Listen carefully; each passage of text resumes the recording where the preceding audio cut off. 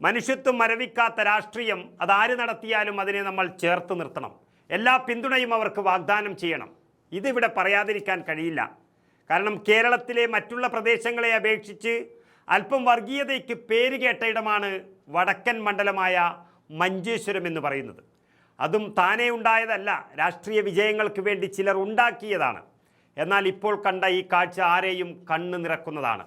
മഞ്ചേശ്വരത്തെക്കുറിച്ച് ഇത്രയും കാലം പറഞ്ഞതിനി മാറ്റി പറയുന്നതാണ് നല്ലത്.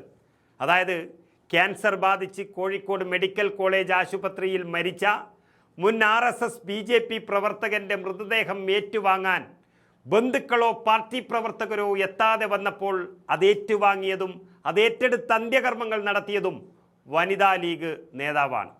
കുടുംബങ്ങളുടെയും പോലീസിൻ്റെയും അനുമതിയോടെ കാസർഗോഡ് ജില്ലാ പഞ്ചായത്തിലെ സ്ഥിരം സമിതി അധ്യക്ഷയും വനിതാ ലീഗ് നേതാവുമായ ഇർഫാന ഇക്ബാലിൻ്റെ നേതൃത്വത്തിൽ ചിതയൊരുക്കി ആ മൃതദേഹം സംസ്കരിച്ച കാഴ്ച.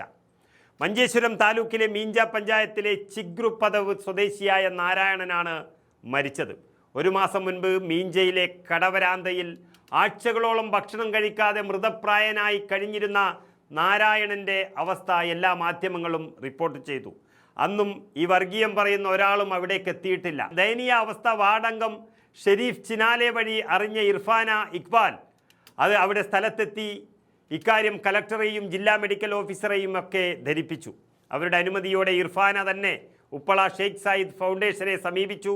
ഫൗണ്ടേഷൻ പ്രവർത്തകർ നാരായണനെ കുളിപ്പിച്ച് വൃത്തിയാക്കി പ്രാഥമിക ശുശ്രൂഷ നൽകി കോഴിക്കോട് മെഡിക്കൽ കോളേജിൽ പ്രവേശിപ്പിച്ചു. ഒരു മാസമായി അവിടെ അത്യാഹിത വിഭാഗത്തിൽ ചികിത്സയിൽ തുടരുന്നതിന് ഇടെയാണ് നാരായണൻ മരിച്ചത്. സാധാരണ നാട്ടുനടപ്പ് പ്രകാരം മരണവിവരം മഞ്ചേശ്വരം പോലീസ് ബന്ധുക്കളെ അറിയിച്ചു. എന്നാൽ മൃതദേഹം ഏറ്റുവാങ്ങാൻ ബന്ധുക്കൾ ആരും തയ്യാറായില്ല. എന്നാൽ 2 ഭാര്യമാരും മക്കളും സഹോദരിയും ആ മൃതദേഹം ഏറ്റെടുത്ത് സംസ്കരിക്കാൻ ഈ ജില്ലാ പഞ്ചായത്ത് മെമ്പർ ഇർഫാനക്ക് തന്നെ സമ്മതപത്രം നൽകുകയായിരുന്നു. ഉപ്പളയിലെത്തിച്ച മൃതദേഹം പൊതുശ്മശാനത്തിൽ മകളുടെ സ്ഥാനത്ത് നിന്ന് ഈ ഹൈന്ദവാചാരപ്രകാരം ഇർഫാന ഇക്ബാൽ എന്ന ഒരു മുസ്ലിം മതവിശ്വാസി ചിതക്ക് തീ കൊളുത്തി അന്ത്യകർമ്മങ്ങൾ നിർവഹിക്കുകയായിരുന്നു. സാമൂഹ്യ പ്രവർത്തകരായ പലരും ഈ കർമ്മങ്ങൾക്ക് നേതൃത്വം നൽകാനുണ്ടായി. ഉറ്റവർ നഷ്ടപ്പെട്ട് തെരുവിൽ ഉപേക്ഷിക്കപ്പെട്ട 50ഓളം മാതാപിതാക്കളെ സംരക്ഷിക്കുന്ന ഉപ്പളയിലെ ഷെയ്ഖ് സായിദ് വൃദ്ധമന്ദിരം സ്ഥാപകയാണ് ഇർഫാന. തങ്ങളുടെ ഉത്തരവാദിത്തമാണ് ഇവിടെ നിർവഹിച്ചത് എന്നും കൂടെ നിന്ന് എല്ലാവർക്കും നന്ദി അറിയിച്ചാണ് ഇർഫാനയും അവിടെ നിന്ന് പിരിഞ്ഞുപോയത്.